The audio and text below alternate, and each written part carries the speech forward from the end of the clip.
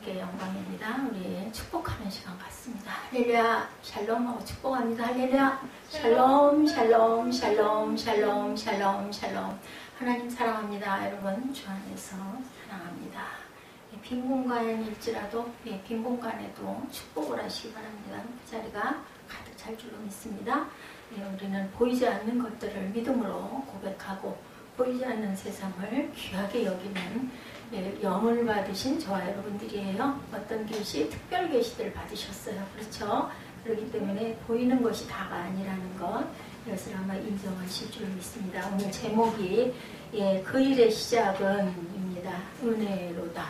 시작이 은혜예요. 누가 이제 세례 요한이 탄생하실 엘리사벳에 대한 이야기가 사가랴와 함께 나오죠.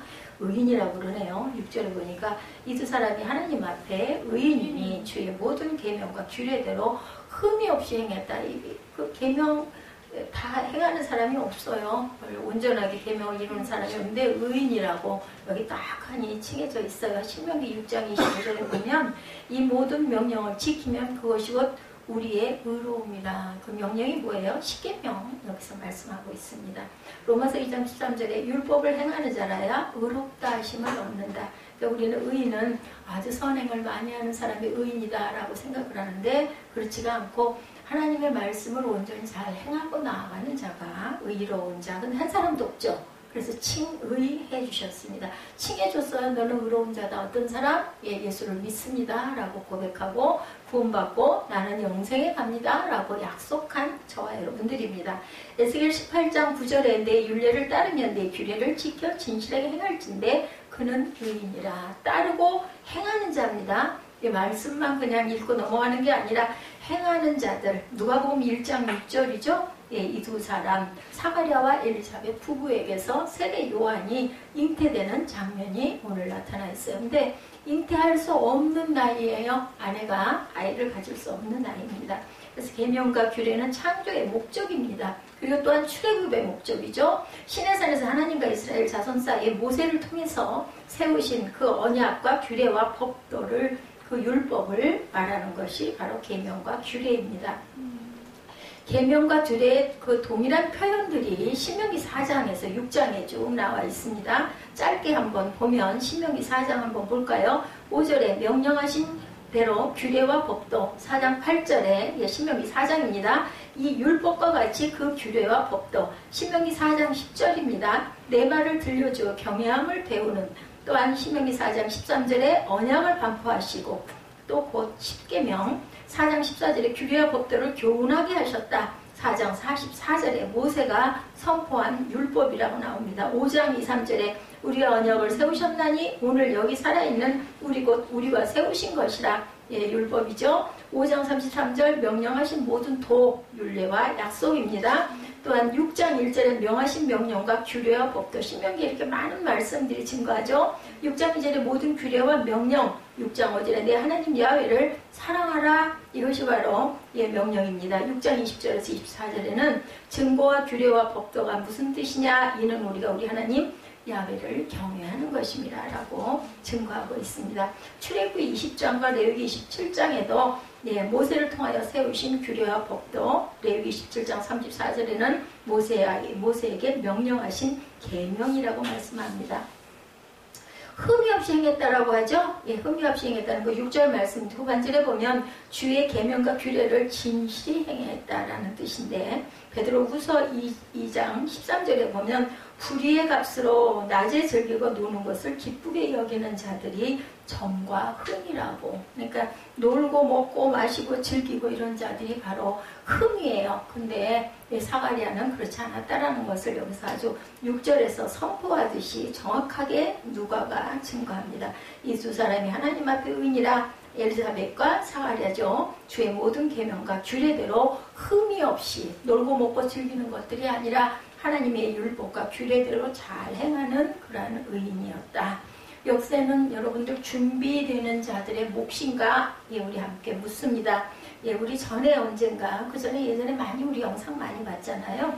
뭐예요? 기회라는 그러한 그 신 봤었죠? 민둥머리 뒷머리가 민둥머리고 앞머리는 머리가 이렇게 나와 있는 그 그 부조 보셨을 거예요. 이게 바로 카이로스의 모습이에요. 그 모습이 아주 독특하죠. 앞머리는 숱이 무성한 대신에 뒷머리는 대머리, 지나가면 못 잡는다라는 의미를 갖고 있습니다.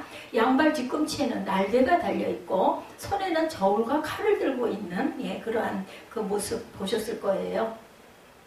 기회의 신 카이로스가 이처럼 독특한 모습을 하고 있는 이유가 있었다. 제가 전에도 말씀드린 것 같은데, 카이로스의 앞머리가 무성한 이유는 그를 발견한 자가 그의 머리채를 쉽게 붙잡을 수 있도록 하기 위해서 앞머리가 무성했고, 지나가면 그를 다시 붙잡는 것이 불가능해. 아무것도 없어. 민둥머리라 아무리 잡아도 잡을 수가 없다는 거죠. 또 빠르게 지나간다라는 의미를 갖고 있습니다.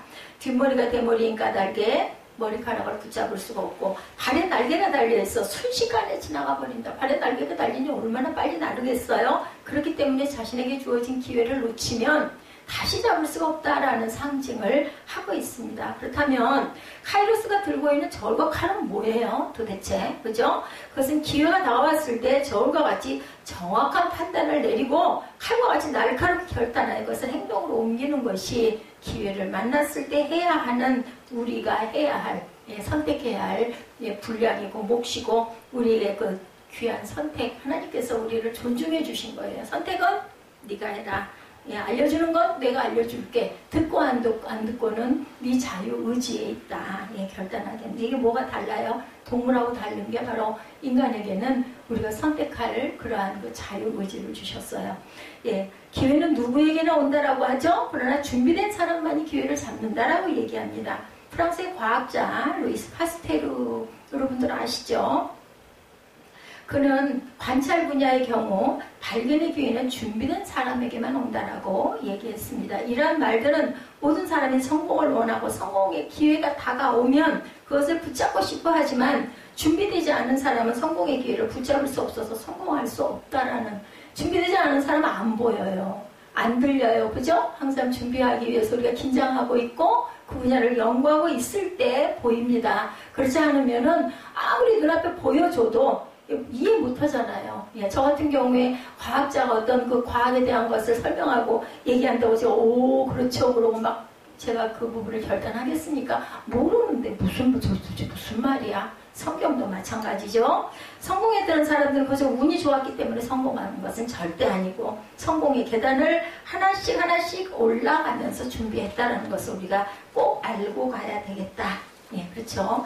그들은 다른 사람보다 조금이라도 더 노력하고, 조금 더 연구하고, 조금 더 저축하고, 언제나 자신에게 다가올 기회를 붙잡을 준비를 했고, 그 때문에 자신들에게 다가온 기회를 확실하게 붙잡을 수 있었기 때문에 성공을 했다. 그러므로 기회를 성공의 찬스로 만들고 싶은 사람은 미리 준비하고 있어야 된다. 우리 달리기 할 때도 그렇지 않습니까? 땅은 저 어렸을 때 저기 운동회, 지금은 뭐 운동회를 그렇게 안 하더라고요. 보면 하늘을 향해 가지고 딱 청소잖아요. 그럴 때 딱 준비 자세로 있다가 아주 그 소리가 나는 그 순간을 그걸 잘 잡아야 돼요. 딱 튀어나와야지. 안 그러고 스타트가 늦으면 굉장히 고생을 해요. 그리고 꼴뚱하기가 딱을 맞죠. 딴짓하고 있거나 준비가 되지 않으면 남들 뛰는데 그때서야 뛰려고 자세를 잡으면 안 되겠죠. 그렇지 않으면 자신에게 다가온 행운조차 제대로 사용할 수가 없기 때문이다. 준비되지 않은 사람에게는 기회가 와도 보이지가 않고, 저처럼 과학에 문외한이 그런 이야기를 들어도 무슨 말인지 이해도 안 가고 지루하고 머리 아프죠. 준비된 사람만이 자신에게 다가온 기회가 오면 보고 또한 붙잡을 수도 있다.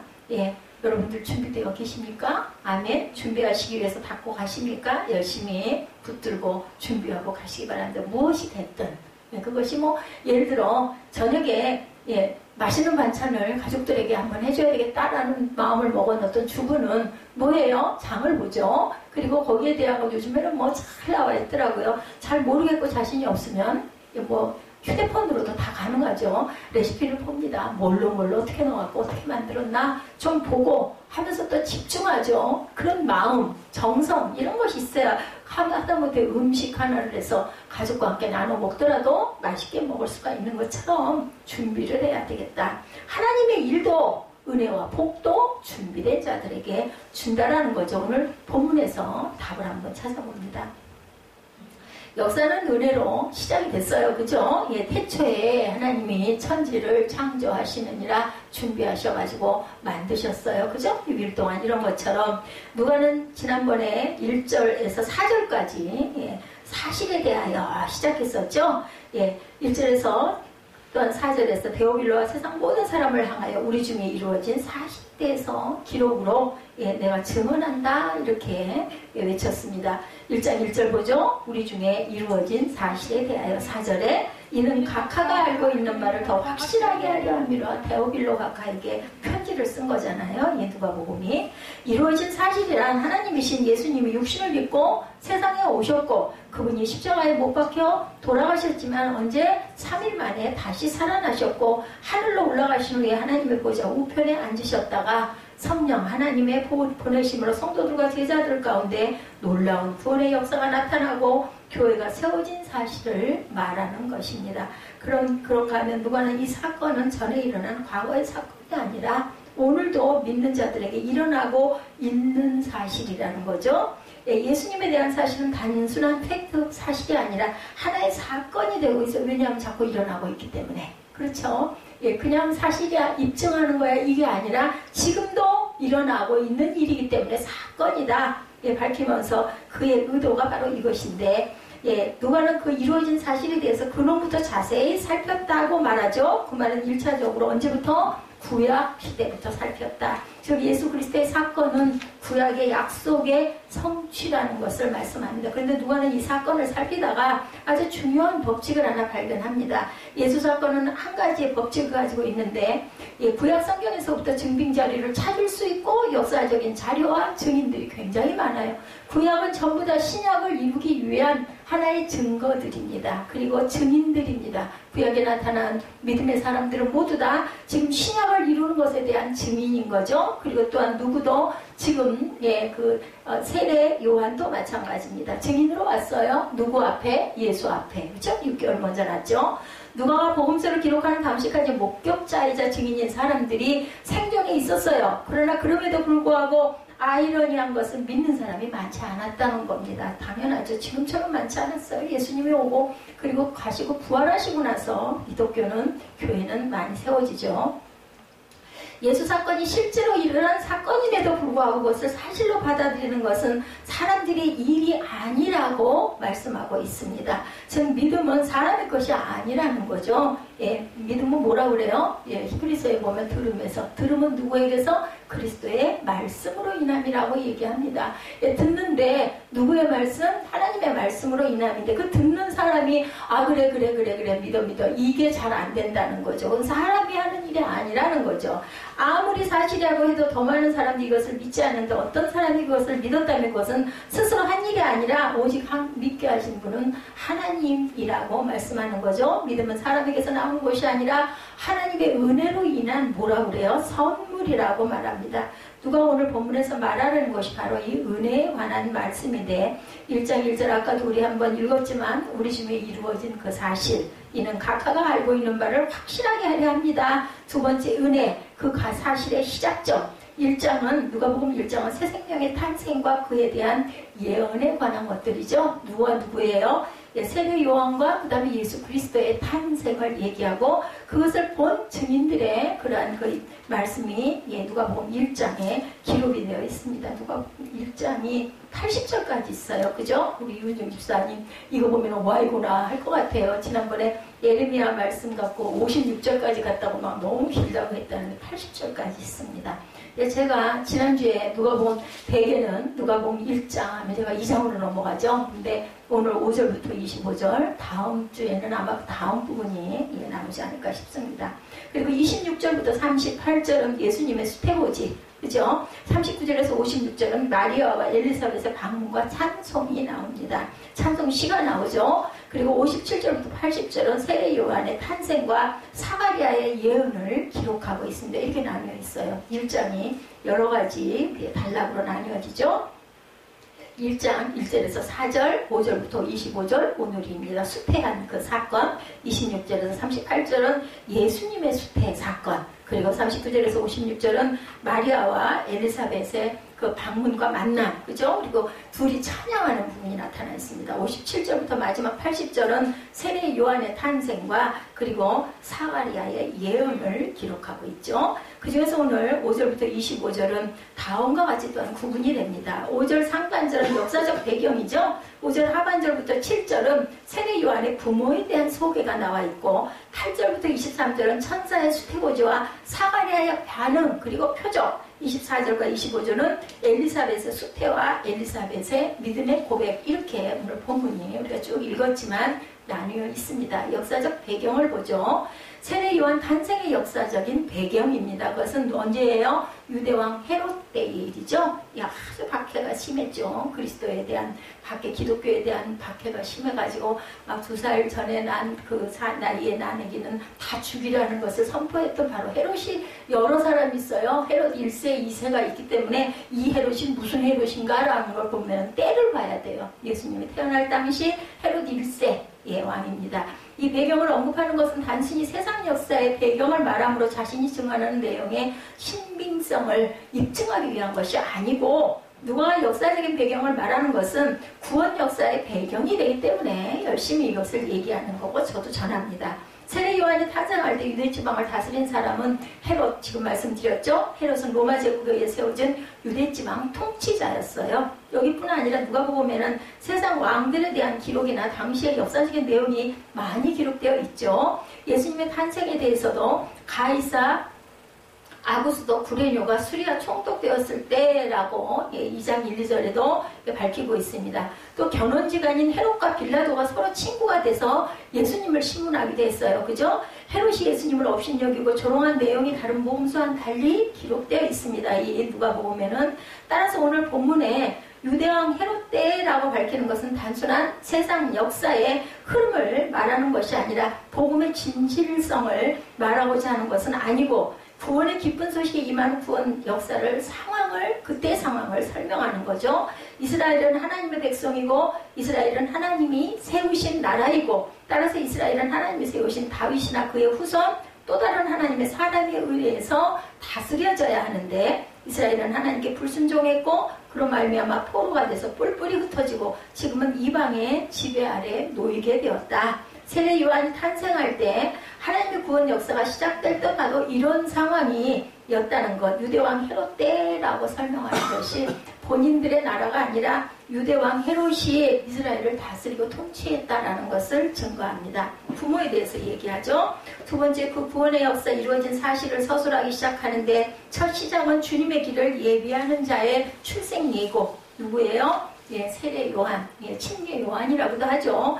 주님의 길을 예비하는 자란 여러분이 아시는 세례 요한, 그리고 그의 부모는 사가랴와 엘리사벳, 제사장 가문인 아론 자손은 24반열로 나뉘어져서 성소에 돌아가면서 봉사를 해서 다 주일마다 봉사하는 게 아니라 돌아가면서 그중 아비야 자손은 8번째에 속해서 있습니다. 그 아비야 반열에 사가랴라는 이름의 제사장이 있었고 그의 아내 역시 아론의 자손으로 이름은 엘리사벳. 아론의 자손들은 뭐하는 사람들이에요? 레위인들이죠. 하나님의 성전을 섬기는 그런 가문입니다. 그런데 누가는 사가랴의 아내에 대해서 말하면서 아론의 자손이라고 표현했습니다. 제가 설명한 대로 성경에서 누구누구의 자손이라는 표현은 거의 대부분 남자에게 쓰여지는데 이번에는 누구에게 쓰여져요? 엘리사벳에게. 아론의 자손, 여자인데 여자는 이름도 없고 여자는 사람의 축에 들지도 못했어요. 그 당시에는 얼마나 우리나라 남전 여인은 저리 가라일 정도로 아주 여인들을 아주 비하하는 그러한 시대였었습니다.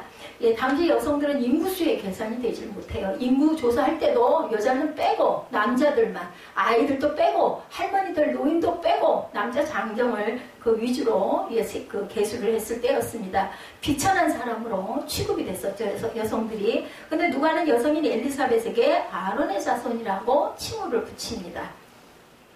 뿐만 아니라 누가는 자신의 복음서 다른 부분에서도 여성들을 남자들과 동등하게 언급하고 어떤 기사에서는 여성들에게 더 중요한 위치를 부여하기도 합니다. 예수님의 탄생에 대한 기록에는 마리아가 중심적인 위치에 있죠. 예수님 어머니시니까. 그렇죠. 그리고 안나라는 여선지자가 등장하죠. 나인성의 과부가 등장합니다. 안식일에 고침받은 아브라함의 딸로 언급되는 여자도, 여성들이 이렇게 많이 언급이 됩니다. 불의한 재판관에게 호소하는 과부도 나타납니다. 예수님의 사역에 동참했던 갈릴리 여인들도 드러납니다. 마르다와 마리아, 예수님의 부활을 가장 먼저 확인하고 소식을 먼저 알리고 전한 여인들 등 남성들이 아니라 전부 여성들로, 예수님이 탄생하실 그 당시 그 시점에는 이렇게 여성들이 많이 대두가 됩니다. 누가복음은 당시 무시당하던 여인들이 하나님의 일에 적극 참여함으로 어떤 경우에는 여성들이 더 중심에 있었다는 것을 증거해요. 우리나라도 마찬가지죠. 기독교가 들어오므로 여권이 신장이 되고 여성들의 활동이 활발해졌다는 것을 우리가 알 수가 있습니다. 누가가 이렇게 하는 의도는 과연 뭘까? 우리 한번 살펴봅니다.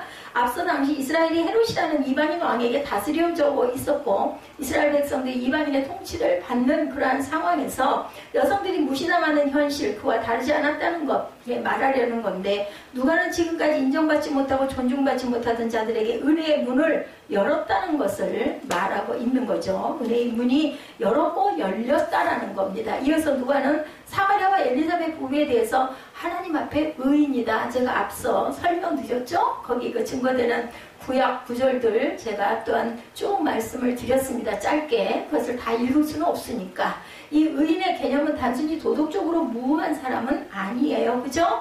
물론 이 말은 그들이 주의 모든 계명과 규례들을 흠이 없이 행한 자들이라는 그 뜻은 맞습니다. 그런데 사마리아와 엘리사벳 부부는 주의 모든 계명과 규례들을 흠이 없이 행하는 사람들로 하나님 앞에 의인이다. 두 가지로 복합적으로 얘기하고 있습니다. 중요한 것은 그들이 아무리 주의 모든 계명과 규례대로 의롭게 살았다 할지라도 하나님의 구원을 못 봤어요. 제가 금요일날 그 말씀 드렸죠. 전도자 솔로몬보다 우리가 더 복이 있다니까요. 솔로몬은 한탄하고 죽었어요. 결국 좋은 죽음도 아니었지만 헛되도다 하고 죽었지만 우리는 구원을 받은 사람들이기 때문에 살아갈 목표와 소망이 분명히 있죠. 근데 그걸 못 깨닫고 정말 방황하다. 그 많은 명예와 부와 권력과 뭐라고요? 금이 전부 다 지금의 벽돌처럼 건물 짓는데 다 사용이 됐대요. 은으로 벽돌들을 찍어가지고 그럴 정도로 부유했다는 거죠. 그런데도 불구하고 우리만큼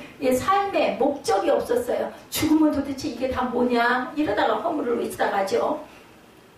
그것으로 하나님의 역사에 쓰임받을 수 있던 것이 아니다. 이것을 단적으로 보여주는 그런 부분들이죠. 그 많은 부귀영화를 누렸던 솔로몬조차도 그죠? 귀하게 쓰임을 못 받고 한탄하다가 결국은 이방신 섬기다가 죽고 말죠. 이런 것처럼 엘리사벳이 수치를 못했고 설사 그 가능하다 한들 이제는 두 사람이 뭐가 많아? 나이가 많았어. 여성이 아이 가질 수 있는 나이가 아니고 단산을 했어요. 이미 누구도 그랬어요.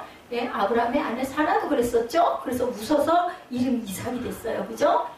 이런 것처럼 자녀를 가질 수 없는 그들에게 없으면 그만이지 왜 때는 게 없던 자녀를 왜 일부러 이 집에다가 주시려고 했겠느냐는 거예요. 그 많은 사람들, 낳을 수 있는 사람들 다 놔두고 무소부재하신 하나님, 전능의 하나님을 나타내는 거죠. 이것을 통해서 하나님께서 의도하신 것 반복되는 거지만 우리 중에 이루신 사실은 오직 하나님의 뜻에 의해서 전적인 하나님의 계획과 결정에 의해서 이루어진 거지, 조금 의롭다 해서 조금 잘났다 해서 조금 건강하다 해서 조금 권력이 있다 해서 하나님은 쓰시지 않는다라는 거죠. 그것이 역사의 재료나 어떤 조건이 절대로 될 수가 없다. 좀 강하고 좀 부가 있고 좀 알려졌고 좀 젊고 멋지고 이런 거 아무 소용이 없다는 거죠.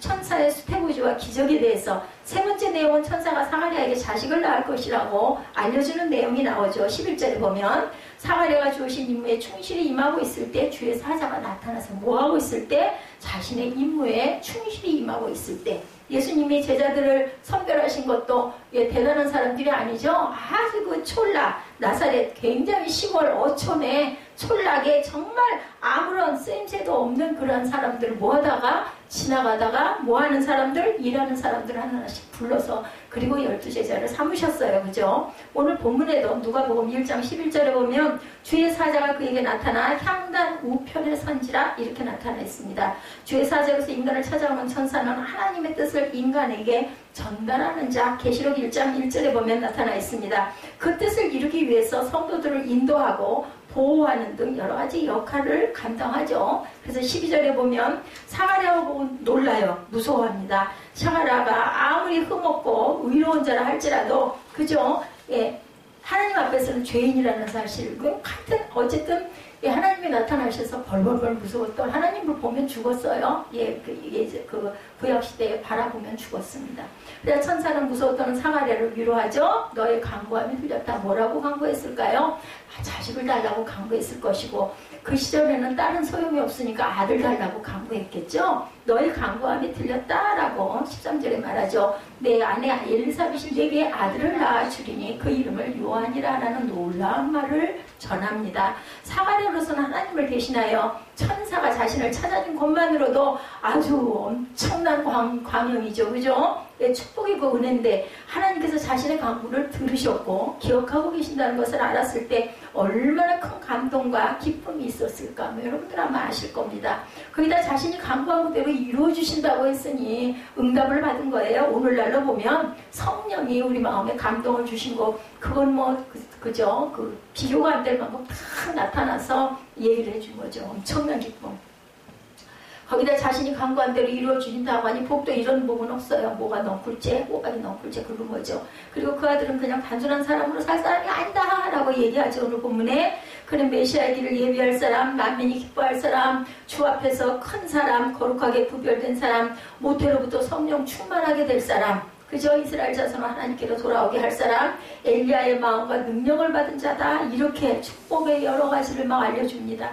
이것이 사가랴를 통해서 태어나게 될 아이에 관해서 천사가 들려오진 일, 놀라운 일이에요. 가문의 영광도 이런 영광은 없습니다.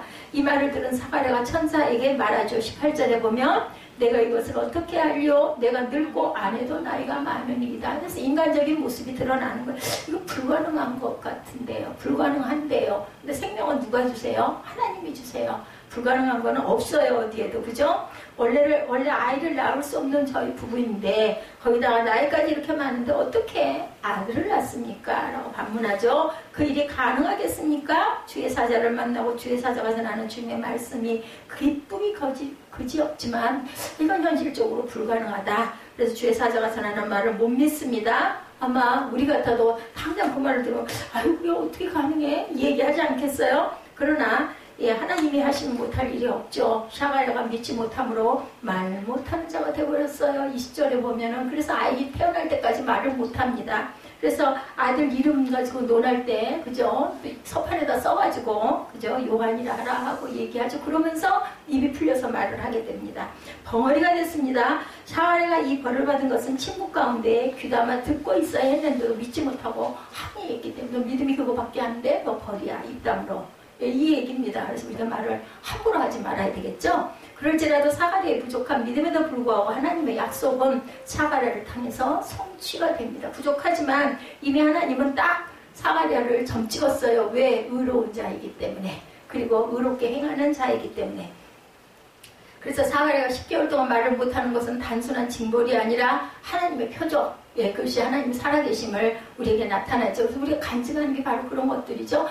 내가 이렇게 하고 이렇게 하고 이렇게 했는데 이래서 결국 이렇게 됐습니다 하고 간증들 하지 않습니까? 이게 바로 표징이에요. 그래서 우리는 전부 다 증인입니다. 증인으로 세상을 살아가죠.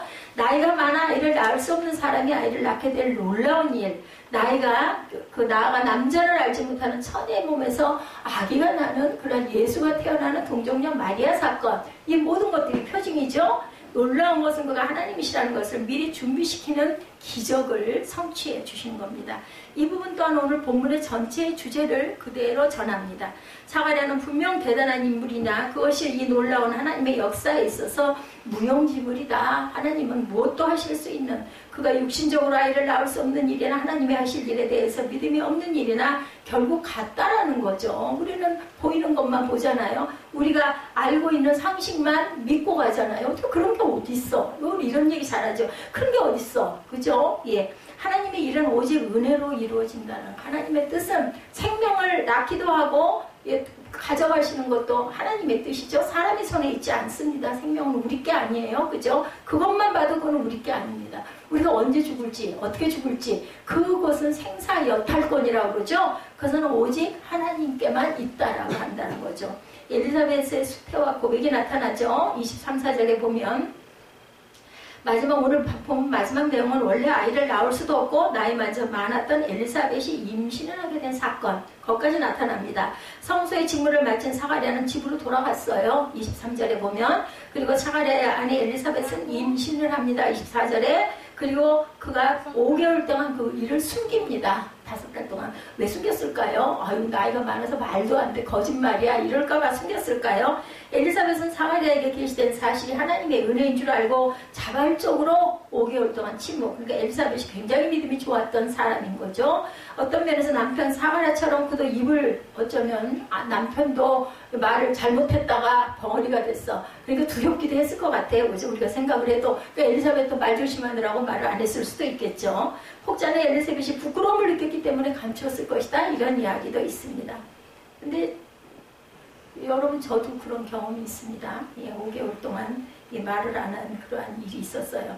아이를 가져가지고 얘기를 했다가는 성별검사하자고 할 것 같아가지고 말을 안 하고 5개월, 6개월째 될 때 이제 다 느끼죠. 몸이 부르니까. 엘리사벳은 아마 어쩌면 이런 부끄러움이 또 있어서 조심스러워서일 수도 있었을 것 같아요. 하나님의 은혜에 사로잡혀 있었어요. 엘리사벳은 어찌됐든 간에 자신이 비록 늙었지만 임신한 것이 하나님의 특별한 섭리로 된 것인 것을 알고 가슴이 벅차 기쁘고 조심해야 됐고 입도 조심해야 됐고 몸도 조심해야 됐고 그래서 사람들에게 함부로 얘기하지 않았겠나. 사가랴의 부인이자 세례 요한의 어머니인 엘리사벳이 아기를 가진 이 일 역시 오늘 본문의 주제를 연결해서 보여줍니다. 이 모든 일은 오직 하나님의 계획에 의해서 하나님께서 주도적으로 역사하셔서 이루어진 일. 그래서 받은 사람에게는 은혜로 이루어진다라는 거죠. 은혜의 역사는 진행형이다. 지금도 이루어져 가고 있다라는 거죠. 우리 중에 이루어진 사실 1절에 예수 사건은 분명히 일어난 사건으로 구약으로부터 증빙자의 역사적인 근거와 증인들이 많음에도 불구하고 믿는 사람이 그렇게 많지 않았어요. 그 시대에는. 그러므로 믿게 된 자들은 스스로의 믿음으로 된 것이 아니라고 아까 제가 처음에 말씀드렸죠. 다른 사람은 못 알아듣는데 복음을 알아듣고 믿었다고 할 사람이 아무도 없다는 거죠. 믿음은 사람들에게 나온 것이 아니라 하나님의 은혜의 선물이죠. 그렇기 때문에 그러므로 누구든지 믿음이 있노라 자랑할 수가 없어요. 내 믿음의 분량이 얼마야? 이 얘기를 저울로 잴 수가 없어요. 본인이 아무리 그렇게 느껴도 그것은 하나님의 섭니다. 딱따구리 한 마리가 천둥과 번개가 치는 날 고목나무에 올라가서 벌레를 쪼아먹고 있었어요. 톡톡톡톡 소리 나죠. 딱따구리 부리가 이 딱딱한 나무 기둥에 부딪히는 소리. 그런데 그 순간 와지끈하고 나뭇가지가 부러집니다. 그때 딱따구리가 깜짝 놀라 날아가면서 하는 말이 내 힘 진짜 세구나 하고 날아갔다라는 거예요. 마치 벼락이 떨어져서 나뭇가지가 부러졌는데 자기 힘이 세가지고 나무가 부러졌다라고 생각을 한 거라는 거죠. 우리가 이렇게 착각을 해서는 안 된다는 거죠. 누군가 이건 뭐 그냥 웃자고 하는 얘기겠지만 우리도 이 딱따구리처럼 어리석은 생각을 하고 있는 것은 아닐까. 즉 내 힘이 아닌 내 것이 아닌 그리고 자신이 그 모든 것들이 내 자신이 한 것처럼 여기고 있지는 않느냐라는 겁니다. 은혜는 우리가 기대하지 않았던 것이 주어진 것이고 우리 힘으로 얻을 수 없는 것을 가지는 것이라는 것. 여러분들이 이 자리에 앉아있는 것도 억지로 앉아있는 것 같기도 하고 정말 지루한 것 같기도 하고 하지만 억지로 된 일들은 아니라는 것. 우연히 된 일들은 아니라는 것. 우리가 하나님을 믿게 된 것은 오직 은혜라는 것. 여기 있는 것도 이 자리에 있는 이 순간도 다시는 오지 않을 이 순간도 은혜로 여러분들이 앉아있다라는 거죠. 무엇보다 오래전 일어난 예수 사건이 오늘도 계속 되어지는 사건인 것. 저와 여러분이 여전히 예수 사건 속에 있는 것이 그 은혜라는 거예요. 우리에게 영원한 생명을 주신대요. 지금 별로 그렇게 젊은 나이이기 때문에 뭐 와서 부딪혀 오지는 않지만 정말로 생사화복은 내가 알 수 있는 것이 아니죠. 어제까지 그제까지 아직 젊고 건강하니까 30대니까 40대 초반이니까 당연히 살아있을 것 같은 어떤 사람이 아니 벼랑간에 하룻밤 사이에 돌아가셨대요. 깜짝 놀랄 일들이 일어납니다. 알 수가 없어요. 나는 그럼 내 앞날은 어떻게 될 것인가. 근데 장례식장 두세 번만 가면은 아주 사람이 굉장히 뭐랄까 침착해지고 뭔가 생각하게 되고 겸손해진다라는 이야기를 제가 들었습니다. 은혜라는 이름으로 하나님은 저와 여러분의 삶 속에 역사하고 계신다는 것을 믿으시기 바랍니다. 그래서 누가는 우리 중에 이루어진 사실이라고 말한 것은 은혜로 저와 여러분의 현재가 되고 사건이 되게 하셨다는 것을 믿고 오늘 그 세례 요한이 태어나 그리고 요한의 그 어머니 아버지에게 천사가 나타나서 그 부분에 대한 것을 얘기한 그게 그대로 이루어진 모든 것들 믿지 못했죠. 사가랴가 믿지 못해서 10개월 동안 덩어리가 되고 엘리사벳은 이 이야기를 전해 듣고 경건해진 마음과 조심스러운 마음으로 5개월 동안 입을 다물었던 이 사건들 절대로 이루어질 수 없는 아기는 절대로 낳을 수 없는 나이임에도 불구하고 하나님께서는 전능하시기 때문에 생명을 주시기도 하고 거두어 가신다는 사실 앞에 여러분들 좀 더 경건해지시기를 주님의 이름으로 축복합니다.